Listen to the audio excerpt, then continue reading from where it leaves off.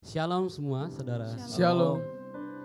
Saya percaya kita adalah umat Tuhan yang terpercaya, amin. Umat Tuhan yang dipilih oleh Tuhan.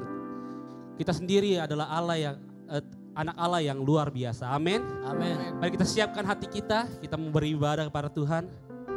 Terima kasih Yesus, terima kasih Bapa. Dimanapun kami berada Tuhan, kami percaya Bapa Engkau selalu beserta kami. Engkau ada selalu Tuhan dalam hati kami semua Tuhan. Terima kasih Yesus, terima kasih Bapa. Sebentar Tuhan kami ingin menyembah-Mu Tuhan, kami memuji-Mu Tuhan. Biar Engkau saja yang berbicara Tuhan di tempat ini Tuhan. Biar Engkau saja Tuhan yang berkati kami semua. Terima kasih Tuhan.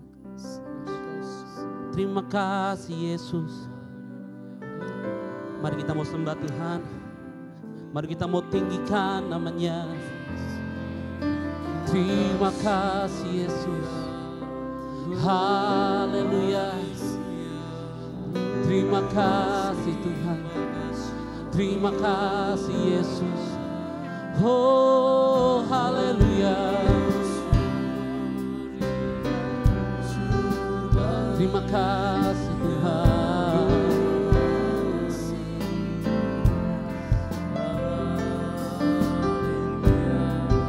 Terima kasih Tuhan.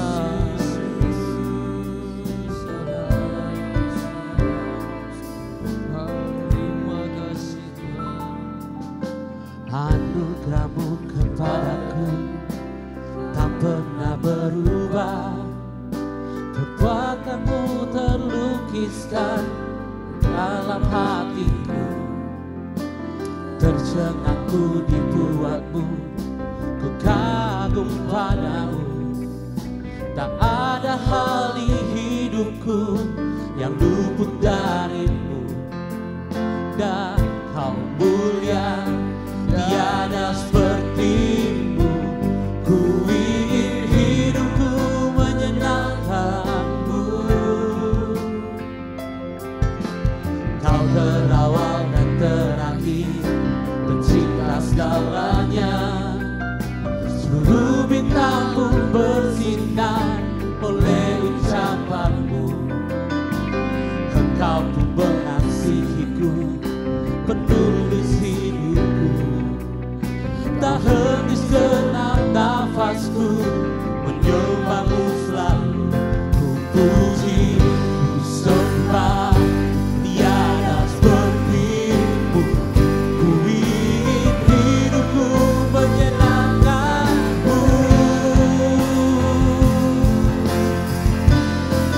Segala puji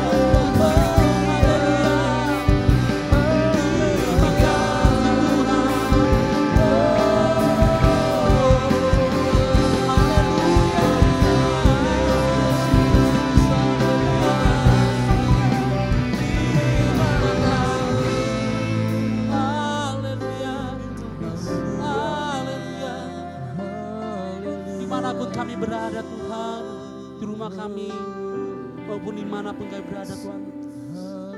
Kami rindu selalu untuk memuji, menyembah Engkau Yesus. Biar segala pujian dan hormat hanya bagi nama-Mu Tuhan. Hanya Engkau saja yang layak ditinggikan.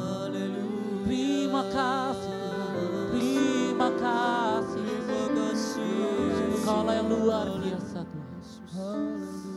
Kami mulai Bapak ibadah kami pada hari ini Tuhan. Biar Kau saja yang menjamah kami semua Tuhan. Yang lemah biar Kau yang kuatkan Tuhan.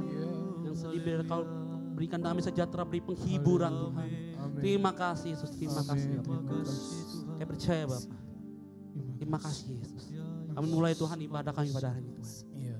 Hari ini dalam nama Tuhan Yesus kami sudah berdoa mengucap syukur. Haleluya. Amin. Haleluya. Haleluya. Sudah siap untuk memuji nama Tuhan? Amin. Haleluya. Haleluya. Haleluya. Terima kasih Tuhan.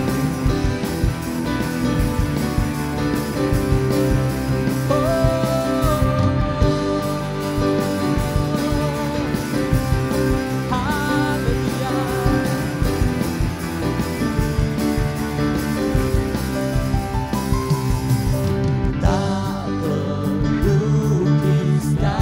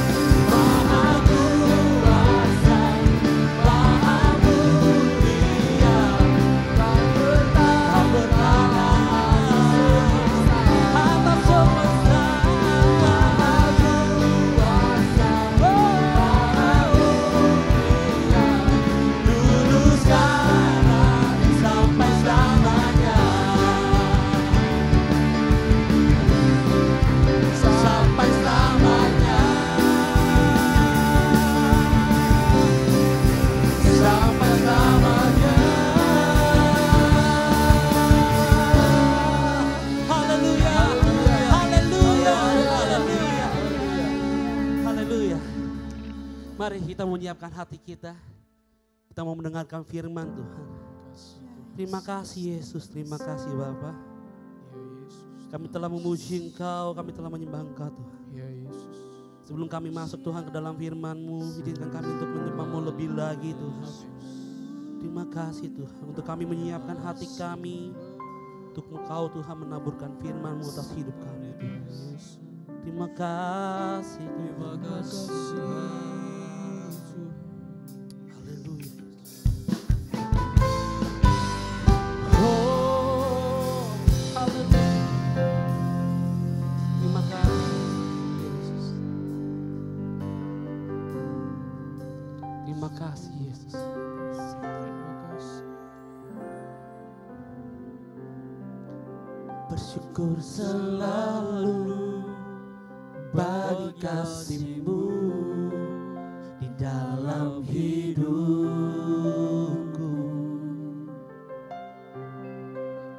Tak akan ku ragu atas rencana-Mu untuk masa depanku.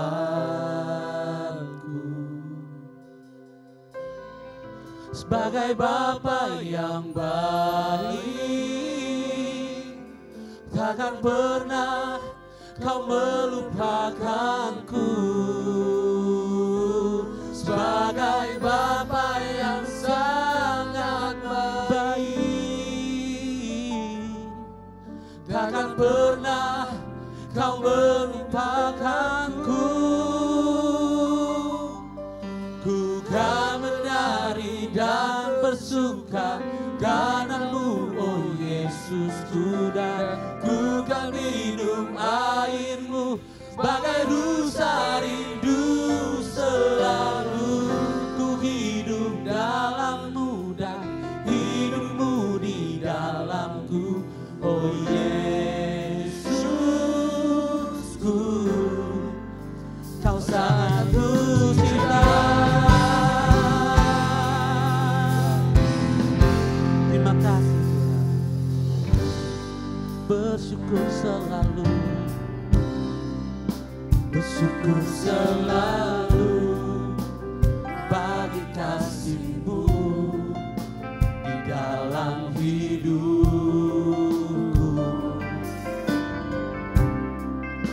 Dan takkan ku ragu atas rencana-Mu untuk masa depanku.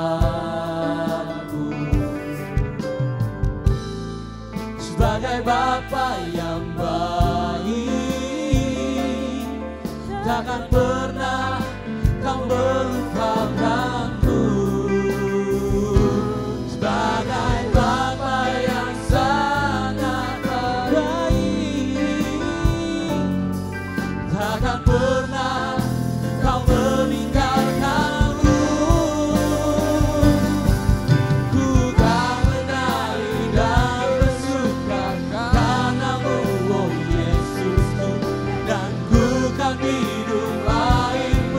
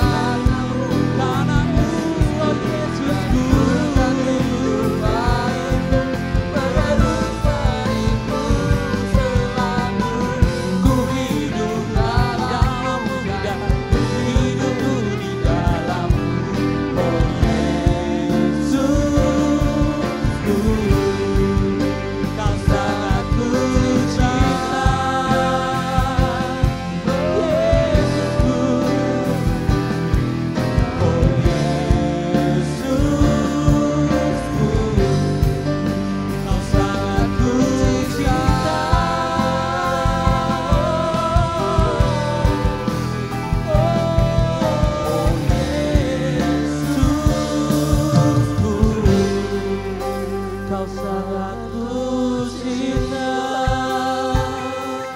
Kau sangat ku cinta Tuhan. Terima kasih, Terima kasih, terima kasih,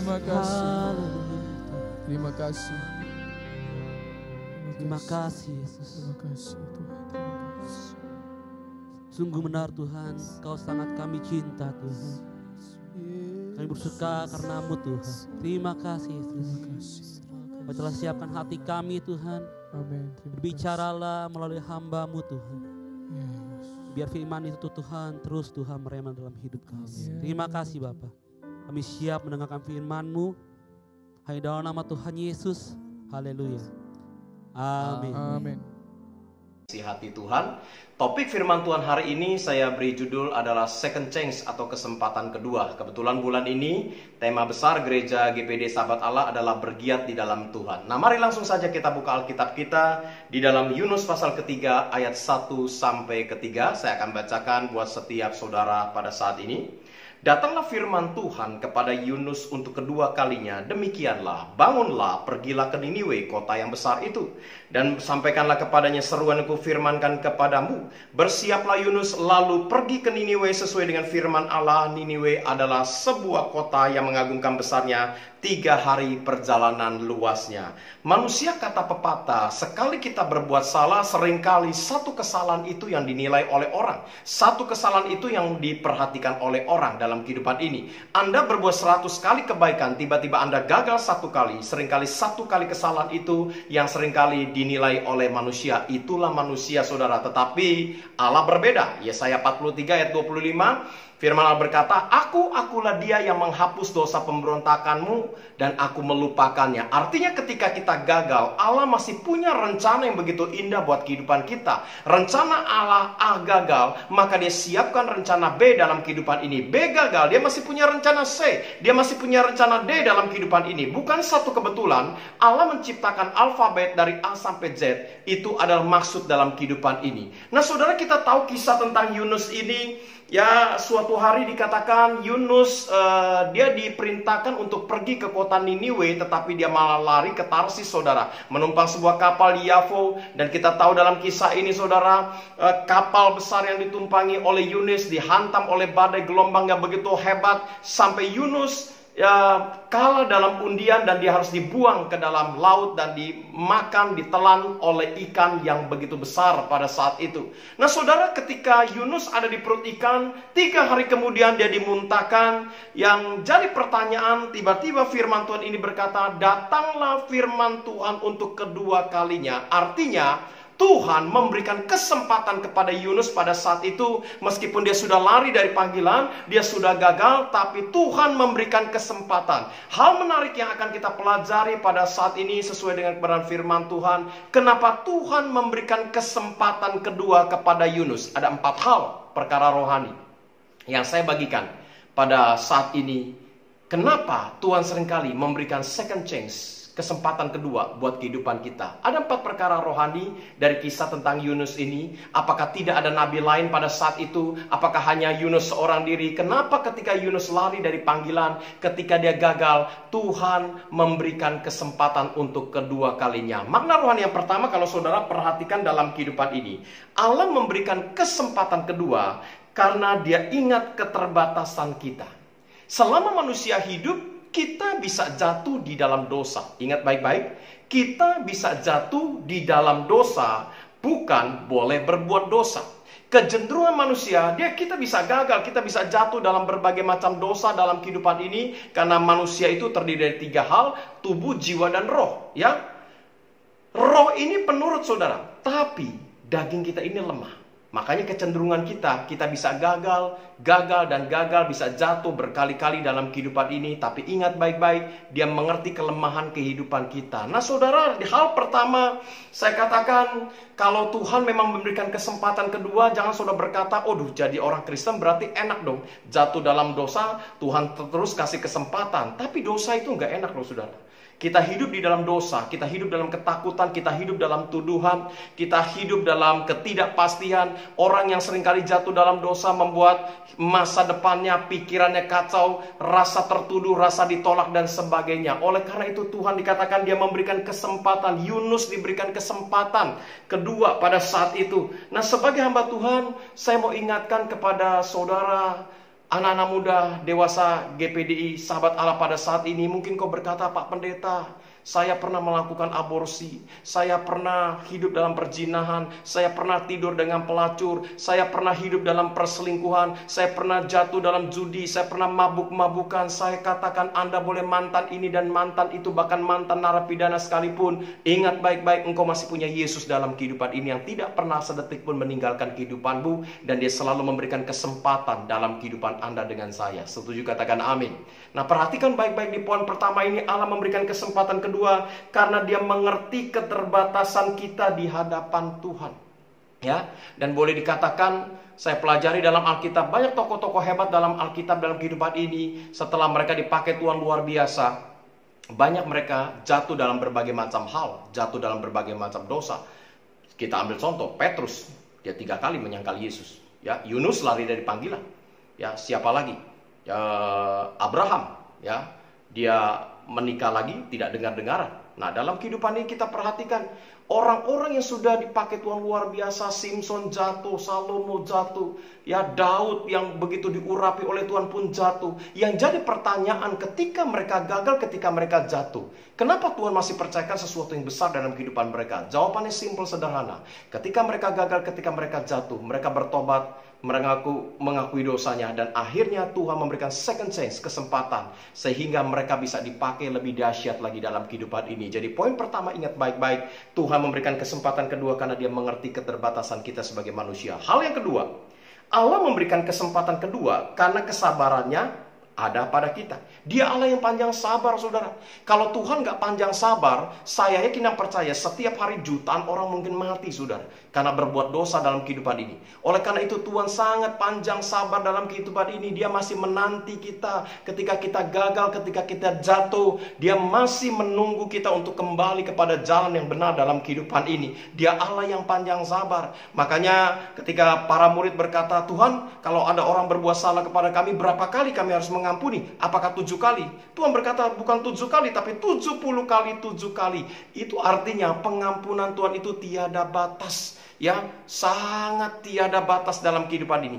Dia memberikan kesempatan yang begitu luar biasa. Dia menanti kita sampai kita sungguh-sungguh bertobat dalam kehidupan ini. Dan kita bersyukur sebagai anak-anak Tuhan, setiap kita punya Roh Kudus dalam kehidupan ini. Ya, kalau Anda berbuat dosa, Anda ada rasa takut dalam kehidupan ini, saya katakan good, bagus. Berarti alarm sensor rohani Anda masih kuat dalam kehidupan ini. Tetapi ketika Anda gagal, Anda berbuat dosa, Anda hidup dalam dosa, Anda sudah tidak ada rasa takut dalam kehidupan ini. Nah, itu yang berbahaya dalam kehidupan ini, saudara. Ya, jadi kalau kita berbuat dosa, kita ada rasa takut, kita cepat berbalik, kita cepat bertobat, kita minta ampun di hadapan Tuhan. Tuhan itu pasti mengampuni dosa pelanggaran kita. Karena kembali dikatakan dia Allah yang panjang sabar dalam kehidupan ini. Banyak hal yang sudah kita lakukan dalam kehidupan ini. Seringkali di awal pertumbuhan rohani kita, mungkin kita menggebu-gebu ikut Tuhan. Kita begitu militan ikut Tuhan. Ya, ikut persekutuan doa ini, ikut ibadah ini, kita rajin baca Alkitab, rajin berdoa. Tapi dengan berjalannya waktu, oleh karena kesibukan kita, akhirnya godaan dunia masuk dalam kehidupan kita sehingga kita jatuh dan gagal dalam berbagai macam dosa. Kita ambil contoh kisah tentang si bungsu. Saudara perhatikan baik-baik. Si bungsu kurang apanya? Papanya begitu kaya, tapi dia minta harta papanya, ya, ketika orang tuanya masih hidup. Makanya banyak orang berkata bungsu ini anak kurang ajar, minta harta selagi orang tua masih hidup.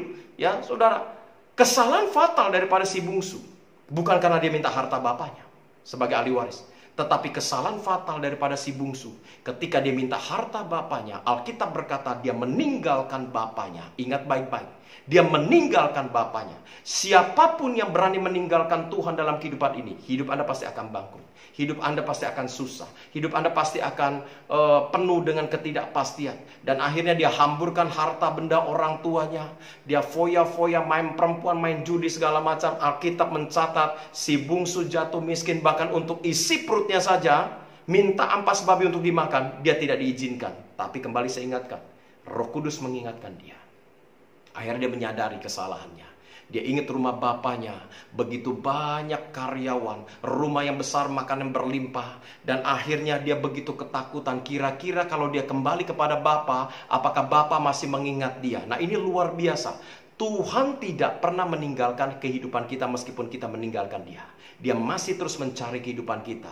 Si bungsu mungkin sudah tidak dikenali oleh orang-orang, oleh saudara, oleh tetangga kiri kanan. Karena dulu mungkin badannya gempal, gemuk, tapi saat itu menjadi kurus, kering. Ya, bau, menjijikan, menjadi seorang gelandangan. Dengan jalan tertati-tati dia menuju rumah bapaknya. Ya, Alkitab berkata ini luar biasa. Dari kejauhan bapaknya sudah melihat dia. Ini anak saya cari bertahun-tahun. Sudah sekian tahun dia saya cari.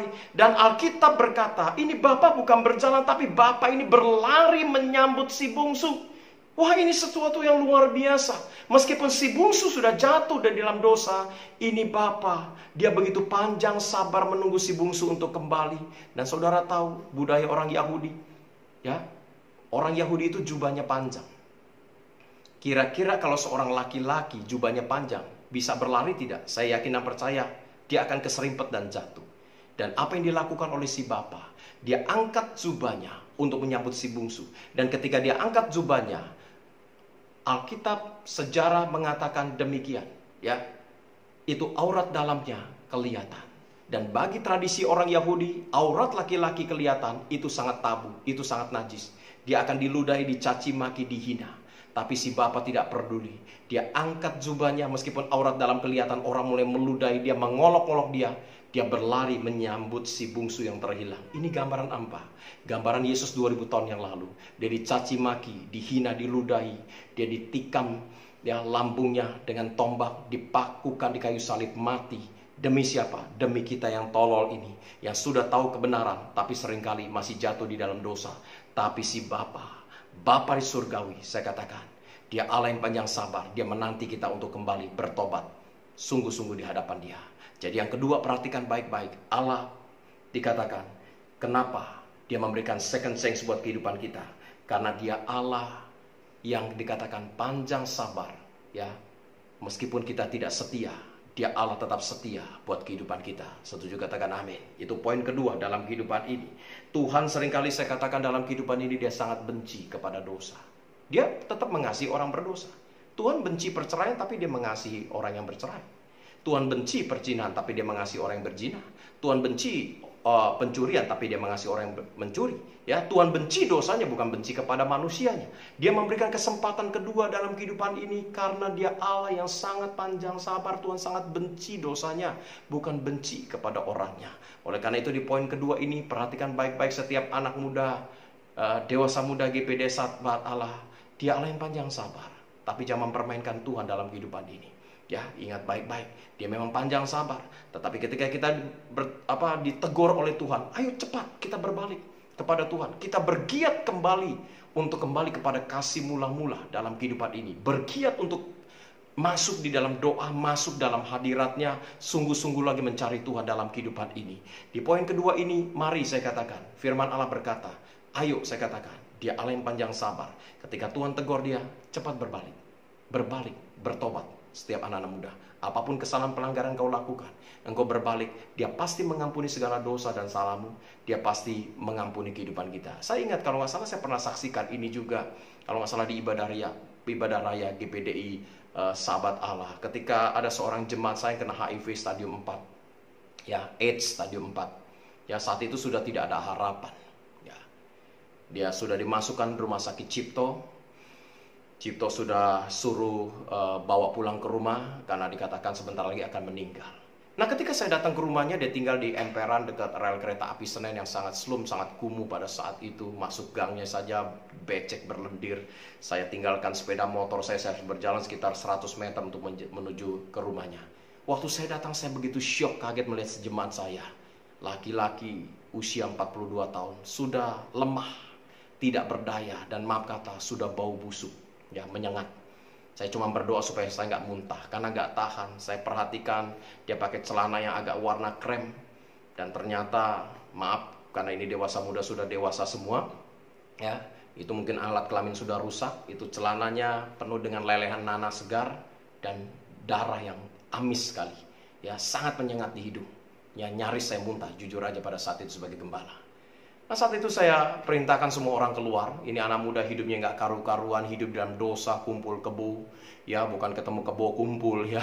Pokoknya hidup dalam perjinahan, ya main dengan pelacur-pelacur di rel kereta api segala macam. Nah, saat itu ketika hanya berdua, ya saya perhatikan dia dilapisi seperti celemek bayi begitu ya, dari karpet begitu. Dan ketika saat itu saya memberanikan diri, saya sudah tidak takut tertular, saya pegang lehernya, saya angkat itu tangan saja lengket saudara, karena sudah mungkin berbulan-bulan gak mandi, sudah pup di celana, pipis di celana, baunya menyengat. Ya, ketika saya pegang pipinya, saya senyum sama dia, dia buka mata, dia mulai meneteskan air mata. Saya berkata, kamu lihat siapa yang datang, ini Pak Gembala datang. Ya, dia ngangguk, kamu ingat siapa saya? Dia ngangguk, dan saya cuman bilang begini, saya sebut namanya saja nggak apa-apa, Nathan, kamu tahu, Tuhan itu nggak tertarik dengan dosamu, tapi Tuhan sangat tertarik dengan langkah pertobatanmu. Kalau hari ini kau mau bertobat, Tuhan pasti ampuni, menghapus dosamu, dan ketika engkau dipanggil pulang oleh Bapa di surga, surga itu bagian kehidupanmu. Dia meneteskan air mata. Dan saya berkata, yuk akui semua dosamu. Saya tuntun di dalam doa pengampunan. Dia akui semua dosanya. Dan saat itu ya selesai kita perjamuan kudus. Saya lihat wajahnya berseri-seri. Ya, dan saya tahu ini gak lama lagi dia akan dipanggil pulang. Dan ternyata memang sekitar 8 hari kemudian dia dipanggil pulang. Dia meninggal. Tapi saya percaya saat itu Tuhan masih memberikan kesempatan untuk dia bertobat. Dan sorga itu bagian kehidupan dia. Nah, yang kedua, Tuhan memberikan kesempatan kedua karena dia Allah yang panjang sabar. Yang ketiga, Tuhan memberikan kesempatan kedua karena rencananya gak bisa dibatasi oleh kegagalan hidup kita. Kegagalan kita tidak akan pernah membatasi rencana Allah. Rencana Allah yang terlaksana dalam kehidupan kita. Kita boleh gagal, tapi dia Allah yang tidak pernah gagal dalam kehidupan ini. Proses kehidupan itu gak mudah. Kalau Anda perhatikan kepompong sebelum ulat jadi kepompong sebelum jadi kepupu, wah itu prosesnya begitu panjang. Ya, ketika ini kepompong ulat ini sudah mungkin tumbuh larva, kemudian mulai berbentuk kupu-kupu, dia berusaha keluar dari kepompong. Kalau Anda bantu, saya katakan, proses itu akan gagal. Tapi kalau Anda biarkan dia berusaha berjuang keluar dari kepompongnya, wah, begitu indah sayap-sayap yang keluar, warna-warni, dia terbang dengan sukacita ketika dia keluar dari kepompong. Proses kehidupan seperti itu. Ketika kita gagal, kembali saya ingatkan, dia Allah yang tidak pernah gagal. Rencana Allah begitu indah buat kehidupan saudara dengan saya. Kalau Allah tentukan Anda misalnya sebagai guru sekolah minggu, Anda gagal, Tuhan akan berkata, nah engkau tetap menjadi guru sekolah minggu. Jadi kegagalan Anda tidak dibatasi oleh rencana Allah yang begitu mulia, ya, yang akan kembali mengangkat kehidupanmu. Jadi ketika Anda gagal, bangkit, bergiat lebih lagi mencari Tuhan dalam kehidupan ini. Jangan ketika Anda gagal, Anda menangisi kegagalan Anda dan rasanya begitu Anda jatuh, aduh saya sudah menjadi manusia yang gagal dalam kehidupan ini. Oh, jangan pernah punya perasaan pikiran seperti itu. Ya, ketika Anda jatuh, ingat peristiwa di Golgota. Yesus dalam hidup ini, ketika dia pikul salib, Yesus juga jatuh berkali-kali. Ketika dia pikul salib di Bukit Golgota. Ya, tapi apakah Yesus ketika dia pikul salib itu, dia jatuh berkali-kali, dia putus asa, dia tidak angkat kayu salib itu sampai Bukit Golgota? Saya yakin saudara tahu kisah ini. Meskipun dia berkali-kali jatuh, dia pikul salib begitu berat, tapi dia selesaikan di kayu salib dan dia berkata, it is finished dalam kehidupan ini. Ketika kita gagal, orang boleh menghakimi kita. Orang boleh menolak kehidupan kita. Tapi yakin dan percayalah, ketika kita gagal, dia masih menanti kehidupan kita. Dan rencananya tidak bisa dibatasi oleh kegagalan kita dalam kehidupan ini. Jadi ketika Anda saat ini gagal, jatuh dalam berbagai macam hal dalam kehidupan ini. Jatuh dalam bisnis Anda, dalam rumah tangga, dalam dosa sekalipun, saya katakan, ayo bangkit. Terus bergiat untuk mencari Tuhan dalam kehidupan ini. Dan saudara akan mengalami satu masa depan yang penuh pengharapan dalam kehidupan ini. Ada satu kisah kesaksian yang dialami juga oleh seorang pelayan Tuhan di tempat saya, seorang guru sekolah minggu. Saya ingat waktu itu dia datang dari Kalimantan, usia masih 16 tahun. Di samping seorang guru sekolah minggu, saya memberikan dia satu pekerjaan di satu toko, ya. Tapi apa yang terjadi? Ternyata anak ini bekerja, memang anaknya baik. Dikatakan dia mencuri uang katanya, dan tertangkap tangan. Kalau nggak salah sekitar 125.000. Ya, bosnya marah-marah, menghubungi saya karena saya rekomen untuk dia bekerja. Nggak tahu gimana, bosnya mungkin agak arogan, dia laporkan ke polisi dan anak ini dibawa ke kantor polisi. Diproses sedemikian rupa, saya kaget. Prosesnya begitu cepat dan katanya anak ini langsung harus sidang segala macam dan kena tuntutan 5 tahun gara-gara mencuri uang 125.000. Saya sebagai gembala tentu bertanggung jawab. Saya fight pada saat itu. Saya katakan ini anak masih di bawah umur, gak sesuai. Ya, seandainya dia mencuri, kenapa tidak bicara dengan kekeluargaan saja? Nah saudara, akhirnya saya sewa lawyer, saya bela anak ini. 5 kali sidang, tuntutan 5 tahun dan akhirnya kena penjara 6 bulan di penjara wanita Pondok Bambu pada saat itu. Ketika anak di penjara, saya masih sering kali hubungi dia, karena di penjara itu bisa ditelepon, asal Anda punya uang, saya katakan. Penjara itu saya sebulan beberapa kali keluar masuk penjara, bukan karena saya di penjara, banyak plan penjara. Ya. Nah ketika dia keluar dari penjara, saya taruh di satu diakan 3 bulan, dan kemudian setelah 3 bulan, saya tampung di tempat toko saya. Saya kasih dia pekerjaan, kemudian saya bilang, kamu kembali ke gereja, kamu kembali melayani. Dia terus awalnya memang jadi jemaat dulu. Setelah beberapa bulan saya berkata, panggilan kamu guru sekolah minggu, kamu harus tetap melayani Tuhan. Dia waktu itu nangis. Dia berkata, Pak, saya ini mantan narapidana. Saya katakan, ya Tuhan terima engkau apa adanya, saya juga terima engkau apa adanya. Nah saudara, ketika dia menjadi guru sekolah minggu kembali, beberapa orang tua anak-anak sekolah minggu mulai protes dan komplain dan berkata, kita nggak mau anak kita diajar oleh seseorang yang keluar dari penjara. Dan akhirnya mereka meninggalkan gereja. Guru sekolah minggu ini datang dan nangis kepada saya dan berkata, Pak, saya mundur saja karena beberapa jemaat sudah pergi. Bapak nggak takut nanti jemaat berkurang? Saya katakan, gereja ini milik Tuhan. Kamu tetap mengajar. Ya, gereja bukan tempat museum orang benar dalam kehidupan ini. Tapi gereja adalah bengkel tempat orang berdosa. Saya tetap izinkan dia tetap mengajar, dan puji nama Tuhan, singkat cerita saja karena waktu kita 30 menit. Sampai hari ini anak menikah di gereja kita, menikah dengan salah satu pelayan Tuhan juga. Dia berbahagia. Dia bisa beli apartemen, suaminya diberkati Tuhan, dia juga diberkati Tuhan. Bisa jalan-jalan ke luar negeri.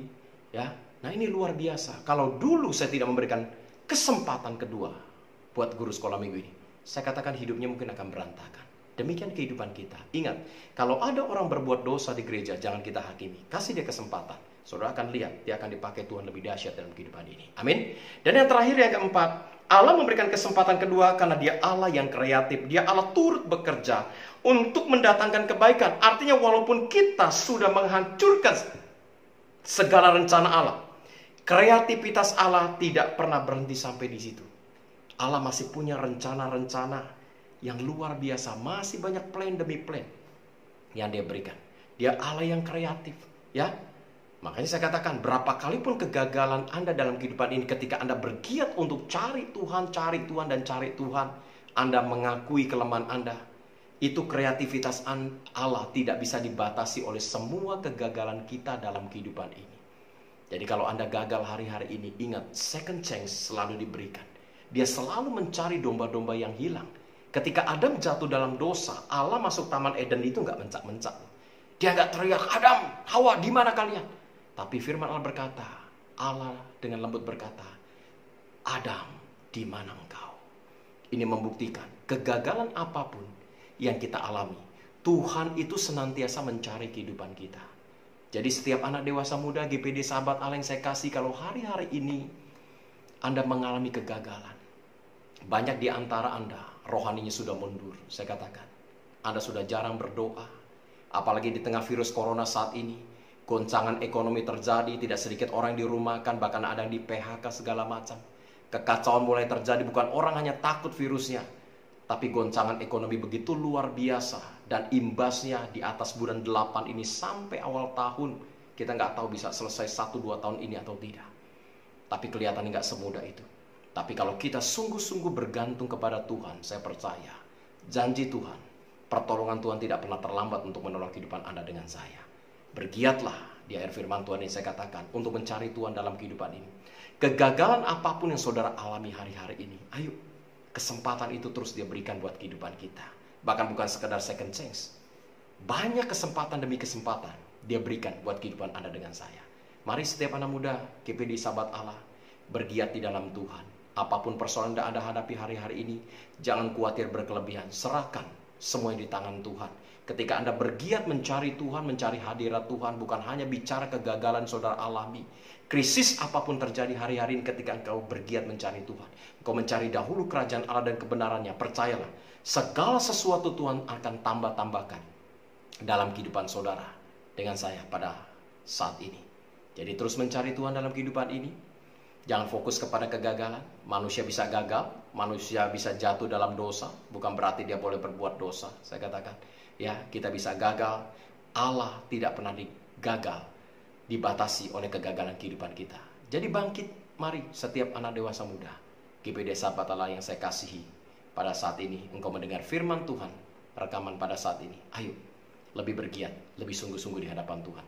Saya yakin dan percaya, goncangan sebesar apapun yang terjadi di Indonesia bahkan mendunia pada saat ini, kalau kita bergiat mencari Tuhan, Dia selalu memberikan kesempatan demi kesempatan, dan kita pasti keluar sebagai pemenang, bahkan lebih sebagai pemenang dalam kehidupan ini. Demikian firman Tuhan pada saat ini. Shalom, Tuhan Yesus memberkati kita semua. Sekian firman Allah. Puji nama Tuhan. Terima kasih Tuhan buat firman-Mu. Biar firman-Mu terus Tuhan merema dalam hidup kami. Amin. Tuhan. Kami bisa mendengar, bisa melakukannya Tuhan. Bisa melakukan firman-Mu Tuhan. Kau berkati Tuhan pembicara-Mu Tuhan yang telah memberikan firman-Mu Tuhan. Kau pakai Tuhan lebih lagi Tuhan, menjadikan berkat luar biasa Tuhan. Terima kasih Yesus, terima kasih Bapa.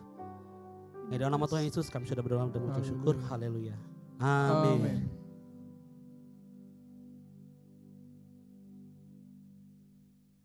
Oke, pengumuman untuk BIC.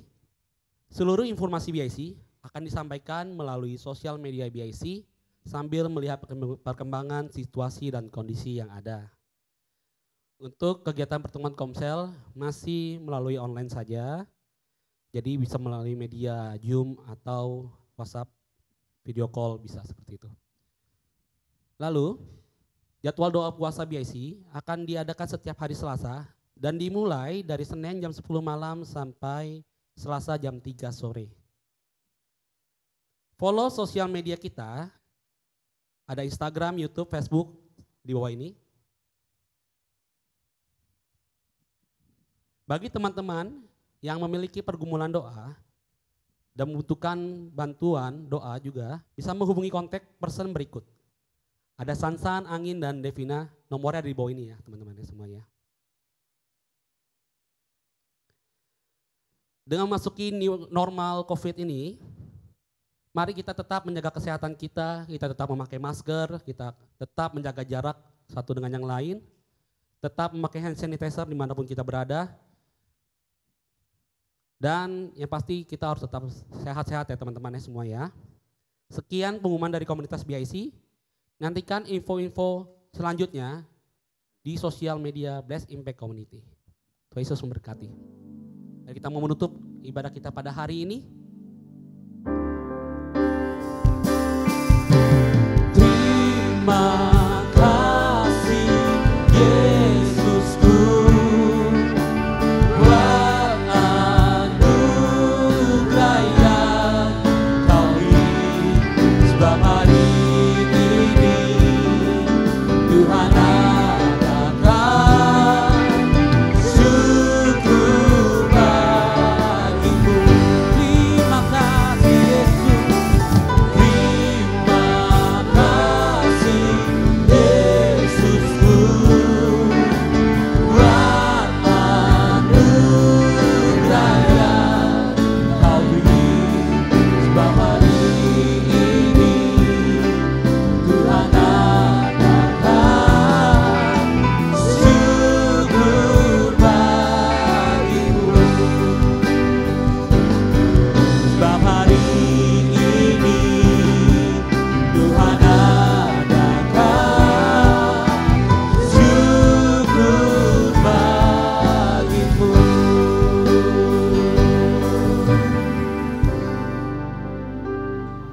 Rekan-rekan GIC, mari kita mengangkat tangan.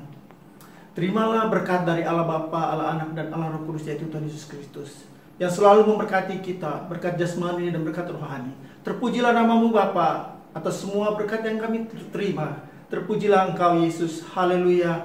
Amin.